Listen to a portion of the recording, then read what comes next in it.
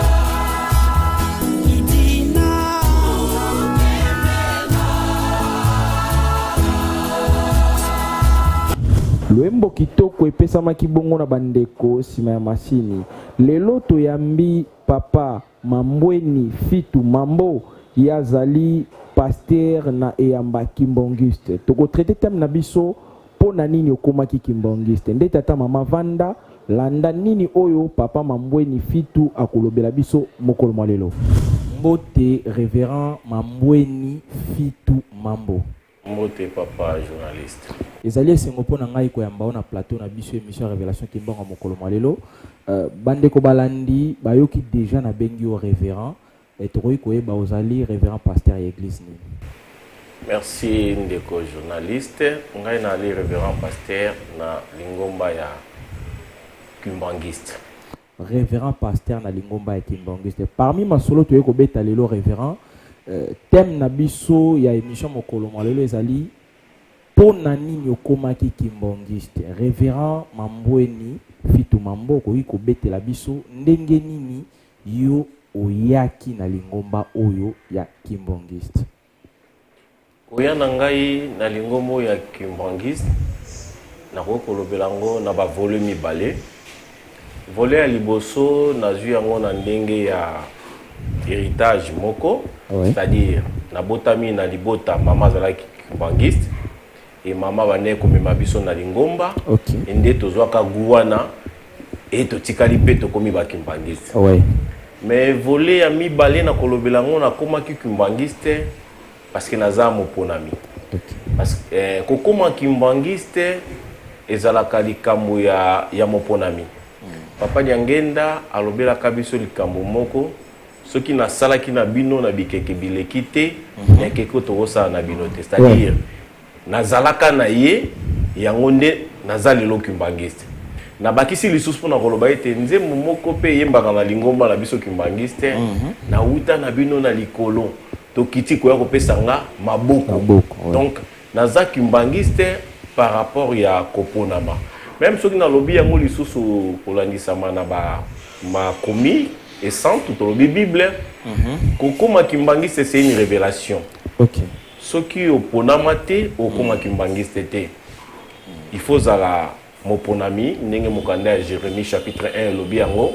Nda lukuto botamaka te wuta libumu ya mama na yo nzambe aponaka yo. Donc Kimbangiste c'est par révélation. Nzambe aponanga pour que na benga ma Kimbangiste. Révérend Betela biso mwa mukeli solo outi koloba en quelque sorte ezali héritage pambate ba mama bandaki komema yo. Alors ba mama tango bandaki ko mema ozaki mwana mukie na temps nini penzo zaki conscience yo moko lobaki te il faut na zo baptême to batindi kaka ope kaka okende kokula te batindi kaka ngai te Ouais. ba mama bande ko mema biso tozalaka penza na âge ya muke parce que nazoye ba bien na utar na paroisse ya Masina Kimbangu.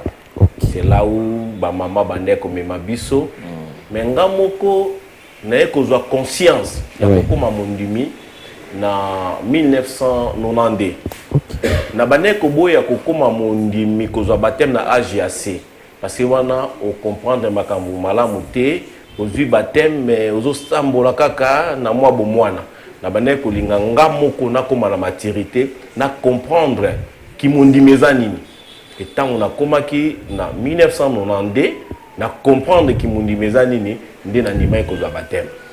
Après tango ozwi baptême oye na lingomba oyo ya tata Simon Kimbangu liteya ya liboso oyo etutaka motema na yo ya koko mondimi okoki koserapela ata na liloba moko oyo balobaka à l'époque tango ozwi baptême ngo mpena mondimi ya sika ofandaka boye ti lelo raisonnaka soki okeyo olobi te liteya oyo yango liteya esimbaka ngai makasi. Ouais. Eza liteya oyo ya papa Diangenda ete tata Kimbangu ayaki mpona kobikisa biso tozalaka na biso bato te. okay. Tata Kimbangu nde mutu akomisi biso bato yango wana natalaka soki natiki lingombo nayaki esika mosusu seke nazala so mutu te parce que soki nakomi mutu lelo eza nde na nzela ya tata Kimbangu. Donc liteya wana ya liboso esimba ngai epesa misisa mpenza ke likambo naza kolanda lokola nazalaka na ngai eloko te nazalaka eloko ezanga ntina mais tata Kimbangu akomisi nga mutu na miso na bato yango efuna simba kaka likambo. Révérend oye na yamba kimbangiste ozwi bati Simon ndenge na lingala bakolobaka motuna mosusu ezali na kati ya lingomba kimbangiste tomonaka ba groupe ezali ba chorale ba association ozwi baptême okendaki na groupe nini? Tant nazwi baptême na 92 na 93 na Kimbalamo na Afriki. Okay. Na bandi na Afriki, na banda na Afriki Masina Kimbangu. Okay. Na bandi Masina Kimbangu, à un moment donné alekaki muke na Niangara.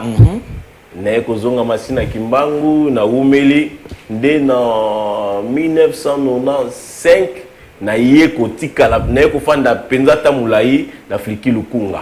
Esika wana pe na sali vraiment carrière moi mulai à partir Afriki Lukunga. Na Afriki Lukunga oasima ba fonction nini? Tozara noka Afriki c'est simple nde balobaka soda mulongo. Te nazara na soda mulongo to moni ko asime ba fonction za problème elembo. Suki ozana elembo wana partout kokende au sala pe bo za responsabilité. D'abord ton abandaka flit na Fliki Masina Kimbangu nazalaka déjà secrétaire. Avec secrétaire na Fliki Masina Kimbangu. Alors tant to bande ko ya na ba réunion na Bongolo to yebanaka na président ya Fliki Lukunga papa Lebo Masaki. Okay. Voilà siko tangu na ye côté na Lukunga ayebakanga déjà ayebakanga jake nazalaka responsable d'où avoir otika ngani wana te ayeko pesa ngai fonction liboso na Lukunga ezalaka nazala directeur à protocole. Okay. Na bandi s'occuper na protocole na humilité na ko comme secrétaire na Fliki Lukunga. Donc ezali na humili na Fliki Lukunga. Tant on a longue secrétaire na Fliki Lukunga, là maintenant c'est Papa Bakia. Okay. Oui, il y a comme inspecteur, tant on tombé on va chef de poule. Chef de poule. Allez, Papa Bakia est comme dans le sous au travail na poule. Na comme secrétaire de poule, à un moment donné chef de poule adjoint. On a si ma Papa Bakia. OK. Tango na kati kaka ya Fliki to tikala, na kati ya mouvement Fliki, secrétaire adjoint chef de poule. Après, wana ouais qui sous quoi assumer fonction. Après on en est en 2010 ceux qui n'a beau sanité n'a que fonction nene il y a secrétaire général adjoint wana zala ki tango papa révérend Massamba Makivangela Jean-Pierre akoma ki président général et président Massamba ayebaka ngai bon na moi esala la mukie to zala ki na ngwa ko sala ya moi malam ndi asepela ki ke abenda ngai apesa popo kombo na ngai et pas tata mokonzi ya boule pour que nazala moko kati na ba collaborateur na ye na niveau général. Donc nazalaki na direction générale étant que secrétaire général adjoint en 2010. Tu es en 2013 14 tu es CG. Alors secrétaire général secrétaire général alors là qui secrétaire général adjoint naye kokoma secrétaire général titulaire ti et ko sala que en 2018 nde tata mokonzi abule aye ko décharger biso na ba fonction de secrétaire général pour na a pesa biso mukumba ya conseiller général na kati Afrique to sukina nwana na maitali masolo ya Afrique to zongi na masolo ya kibondimi révérend yebisi biso parcours na yo tant que mondimi to beti lisolo ya ba mouvement oyaki kokoma ndenge nini po oya kokoma pasteur na kati ya Ingomba Kimbangiste. Bon tango na longwe masina Kimbangu na ye na Lukunga. Ouais. Mais na bossa na raté témoignage wana. Nazala na masina Kimbangu tout en étant jeune. Na côté na soirée, to bana côté na soirée. OK. Mokomsu na terre na soirée. Papa pasteur révérend pasteur Mayala. Na habité azali na GTK à Rose à la conseiller général révérend Mayala. A joué à Kamingi rôle ya tata Simon Kimbangu na groupe mobile. Tu veux kokuta na révérend Mayala. C'est lui qui m'avait dit une chose na Simbangu. Alobi nanga alobi papa na landi matea na yo. Na moni loko mo kati na yo. Komi pesa na posa ya kibolengete. Lobi ozala mosali ya tata Kimbangu. Na moni loko mo kati na yo. Et tant on a longé masina Kimbangu na 1996 na 96 wana komi na Lukunga. Na Lukunga pe na continuer rythme wana. Ya côté na soirée et j'étais parmi les jeunes. Alors bien au bas Lukunga soki ba kolande mission ba kolaki parmi les jeunes on a briaki. Et c'est ce qui a fait que ba mbuta lingomba ba benangai. En 2000 déjà na komaki kengi. Tant on a commis King en 2001 na komaki secrétaire paroissial na Lukunga. Donc dans les cas na paroisse Lukunga étant que secrétaire paroissial. Na travaillé na papa pasteur Mabumbi, na travaillé na papa pasteur Kilutu, na travaillé na papa pasteur Amisato nazo bosana. De 2000 tu na 2002 na la qui secrétaire na Lukunga et na la Kengi. To pusani muke to komi na 2005 na ko koma longi. Ki longi na ngape na zo ke on na Delvo. Na ka to yaka na Delvo na ko koma longi. Tango na komi longi na pusani na zo continuer ko sala na 2012 nde na koma kiselo. Na komi diacre et enfin na 2018 nde na ko koma pasteur. Bolo Yesu alobi yango bato baliko kumisa ngana bibebo kasi mitema na bango misika kokola parce que to qualité mutu a qualité il se limite seulement la kumisi papa et mobeko na ye tozala kana ba na banda kuna biso mwana muke ndenge to moni moyo il peut se permettre ya kozala wana sous le soleil aza kosala kosakana a BBC énergie ebele mais la souka nango azune pe litomba te.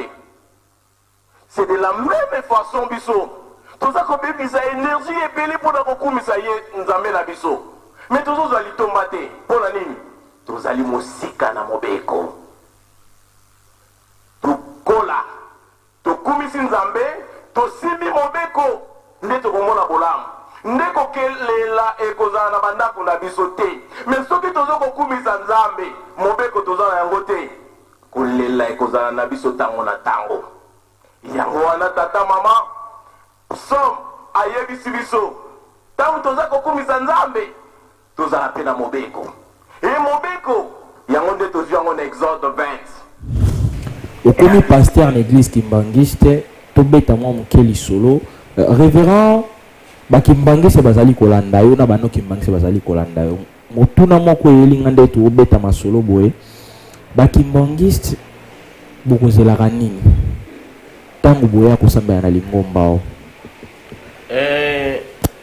nakoki kopesa yano yanga moko te biso toali na guide to se ressource ke pa tata Simon Kimbangu kianga ni nzambe molire mo santo alobi na biso baye koli batuni nkolo Yesu tozolanda nkolo mpona tozwa nini nkolo ayebisi bango bozolanda nga mpona bozwa bokonzi ya likolo. Ok.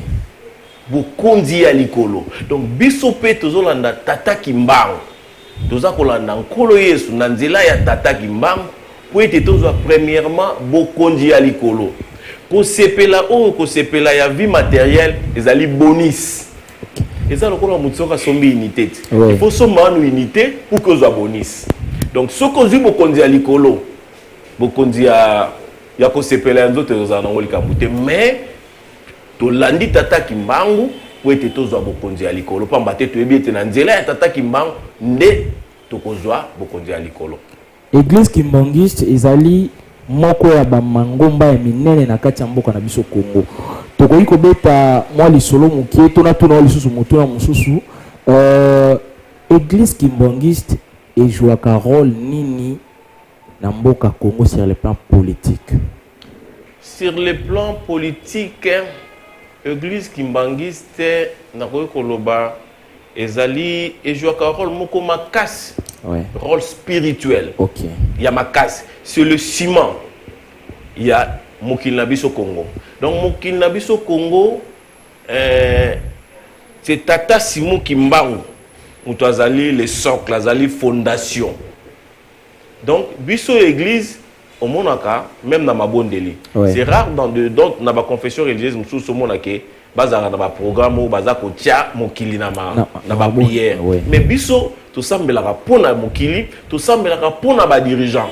Atako boye to za ba responsabilité te na kati ya gestion ya mboka. Ouais. Mais église kimbangiste to monaka ete mokili yo ezali kambu na biso. Ouais.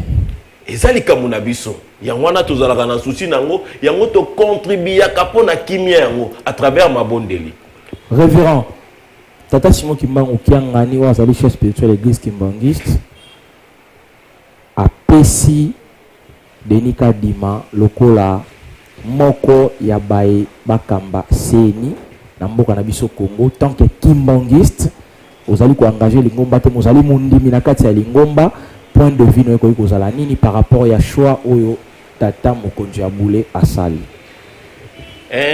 Papa journaliste omoni tango nalandi makambo yango ba événement ngo ndenge keito ko mati lelo. Ouais. Nalobi soki nzambe apimeli bino bososoli kozala pasi eloko tosengeli toyeba biso ba congolais. Ouais. Tata Kimbangu ayaki na mokili oyo en particulier na Congo. Ouais. Pona kolongola congolais na pasi pona kolongola moto mwindo na pasi. Donc likoloba ete likambo nyonso Tata Kimbangu akozwa akosala ezaka pona bolamu ya Congo. Soki biso to comprendre nango na nuto débit ezaka pona bolamu ya Congo. Nazolanda même biso mingi tolandaka. Ouais. Te belé ba koma koloba Congo ya Kimbangu. Congo ya Kimbangu. Mais soki Congo ya Kimbangu, siko tango Kimbangu aponi kadima pona ito tomboka. Tukoko tomboka te. Ouais. Pona nini to tomboka. Donc ngai lelo analyse na ngai na kokoloba ite choix ya mutamuntu kadima, c'est un choix divin. To bandi moi masolo ya élection kala na biso, mais to tikali koloba to tikali koyoka te Tata Kimbangu kiangani. Le chef spirituel, le Saint-Esprit azwa micro aloba yango solennellement que to pesi mutoyo nzamba ko pesa leka mabete. Et lo que zo sala biso passe non to comprendre Tata Simon Kimbangu te. Et belé to lobaka fumu Kimbangu to yebi fumu Kimbangu te na dimension esengeli to koma. Parce que soki to yebaki tango to yoka kete papa Denika Dima ba lobeli na nkamba mutu sango chama kele te. Ba mama na batata nzambe azali nzambe ye azali na méthode nyonso tu ya kubikisa mwana na ye yango wana tozala na makasi na likambo oyo tozali kulubila na makambo oyo nazali kutungusa bino mingi na sena lubili bino yango bosibo moni yango negeja na miso mais oyo ezali kuya okomona yango soko ndenge nini yango kuzala totala kai pa tuzokende ezala ya solo soki aza ya solo te ekozala pasi ekozala tozokanisa makambo oyo eza nano mosika me ekomi pene oyo nyonso tozosala nzambe aza kolanda parce que nkamba akokobimisa likambo mabe te mpo na Congo akokobimisa te likambo ekomema pasi. Donc c'est un peu ça. Donc choix ya papa Kadima ezali choix moko ya malamu soki ba congolais to s'aligner biso nyonso sima ya choix wana lobi bakopesa biso raison bakopesa tata Simon Kimba okanga ni raison bakopesa bakimbangiste raison.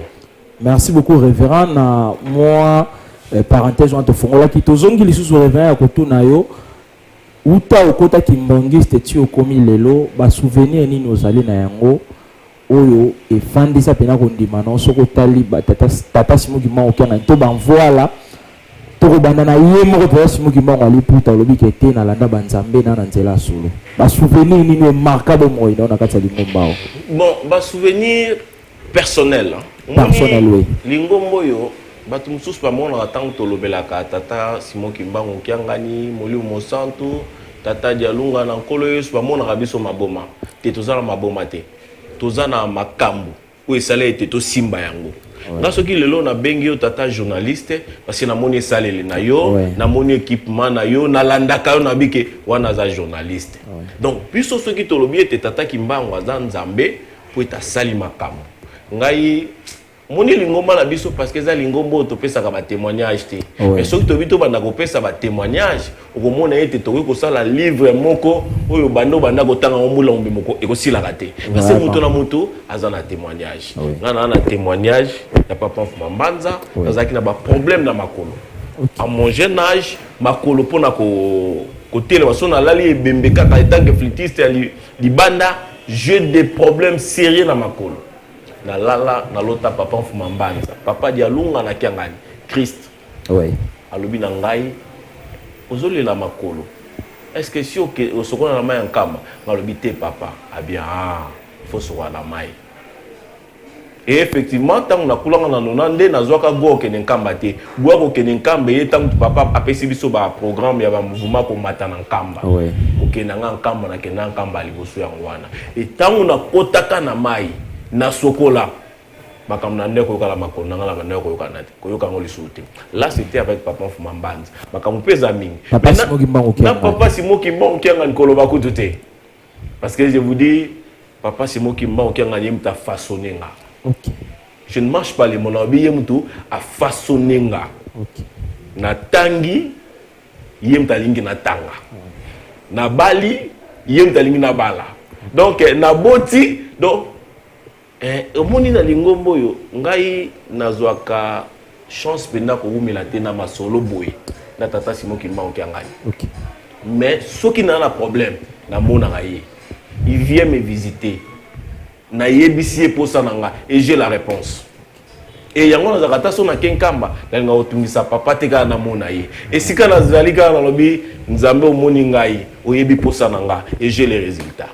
Révérend Mambweni sika o na kati ya lingomba kimbongiste oza mondimi simple hormis pardon kolongwa kozala pasteur ozali ko assumer lisusu fonction nini.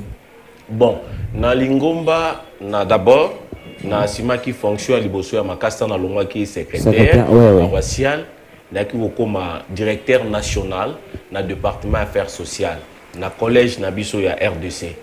Alors na assumé fonction ana pendant 2 ans. Et eko se pesa tata mokonzi abule pour na ba raison mokonzi ambe ayebi atia biso no pembeni apesa pe bato. Donc pour na ngai na mona ke nzambe soka pesio fonction apesio ayebi ngonga apesio pour na mission moko boye. Soki mission na esili il faut longolo apesa mutu mususu mission ainsi de suite. Ndenge papa Mbanza ba onolo bake kibokonzi ya nzambe eza lokola kipoi kipoi mutu mota memango soki omemi olembi mutu mususu osala nini akozwa. Donc depuis 2021 oyoyo et c'est pesa na tata mokonzi abule ba responsabilité apesa nga na département affaires sociales apesa nga na mutu mususu.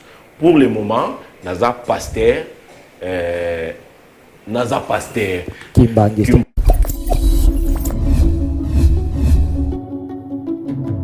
Ok, mais révérend to koti place to ko ça l'émission na ebandelia porte to moni ba komi fondation MKB ko bisa biso to ko kuto pe awo awo ezali fondation MKB ba to pe ba meka mpe ko eba fondation MKB ezali lisanga oyo euti na groupe MKB. Ok, groupe MKB ezali eloko to na kokoloba ezali société. Okay. Voilà les termes où sengeli ezali société à responsabilité limitée. Oyoyo et salami na papa Mbenza Kiangani. O azali conseiller direct ya tata Mokonzi Aboule. Yeni mtazali kolo ya société oyoyo groupe MKB. Dans la sali groupe MKB, ça c'est à caractère économique. Mais papa Mbenza mona qui était moi makambu mingi za kotungisa d'ordre social. Bana il faut batanga ba veve boy ndeki o créer fondation MKB. Fondation MKB yango za plus na maka ezo s'occuper mingi na makambu etali social ya ba membre social ya ba kimangisa plus loin social ya mutunyoso. Bon groupe MKB. Groupe MKB c'est une entreprise. Okay. Kuna tozomona nena lobi eza entreprise de réaliser ka bénéfice. Et voilà na domaine ni particulier. Kuna groupe MKB tozana domaine ya foresterie, ya mabaya, kokata mabaya, tozana domaine ya panification, donc boulangerie ko sala mapa, tozana domaine ya messagerie financière, donc au transférer bambongo, tozana domaine ya transport. Donc groupe MKB azana ba bis na ye, oyo kendaka boma, oyo kendaka mwanda, ainsi de suite. Tozana domaine ya bilanga, domaine agricole, donc groupe MKB, Asala Kabaloso, Alonza Kabaloso, Masango. Donc voilà moi l'activité donc tout le commerce général. Ouais. Ah. Et alors selon ba chuchotement batu bazali koloba ke nini o batu ni bakabola mapango ezalaka o ba pesa mapango en crédit ezalaka na groupe MKB na fondation MKB na wana eza na carte ya fondation MKB. Okay. Groupe MKB eza na personnalité nango juridique na mukanda na fondation MKB pe eza na mukanda na mais nyonso to wana tata conseiller direct papa Mbenza Kiangani ene mtaza mutu révérend toujours opportunité ko yambo mokolo mwalelo mais qui peut ko expliquer balandi émission révélation qui mbango bazui chance à kotala biso mokolo mwalelo ezalaka ndenge nini makambo etali kozwa mapango oyo bopesaka bato. Bon, makambo kozwa mapango oyo idée bandaki na onde tolobi na yimoko papa Mbenza atali ete basali ebele bazoumela même na lingomba même na libanda bazozo occasion ya kosomba lupango te mona pe mutakufi asalaki mingi na mokili asalaki mingi na lingomba akufi pe bo atikeli bana eloko te nde esika wana likanisi wana papa Mbenza yaki alobi te malamu to initier projet moko to pesa ka bato mapango a crédit donc lupango akosilisa lupango ne ya crédit to tongele pe ndako ya crédit. OK. Yango wana moni projet ça fait bientôt mbula mobima bana to bandi tozoka bola bato mapango a crédit. Donc ndenge na lobaki mapango a crédit yango tozoka bolonka na bakimbangi c'était mais na bato nyonso sans distinction. Bato nyonso bazwa kozwa mapango a crédit. So to sisi na bango na phase ya liboso oyo ya mapango a crédit nde tokoleka na bandako kotongela bango bandako ya crédit. Donc makambo wana ezosalema aboye. Soki bato balingi bamona bino bakozwa bino wapi? Tozali na commune Kasavubu, pembeni kaka ya rond-point Kimpwanza, soko komi kaka wana tuni concession Nzolantima. Tozali na kati ya lupango papa Nzolantima, esika bokoya kokuta bureau ya fondation MKB.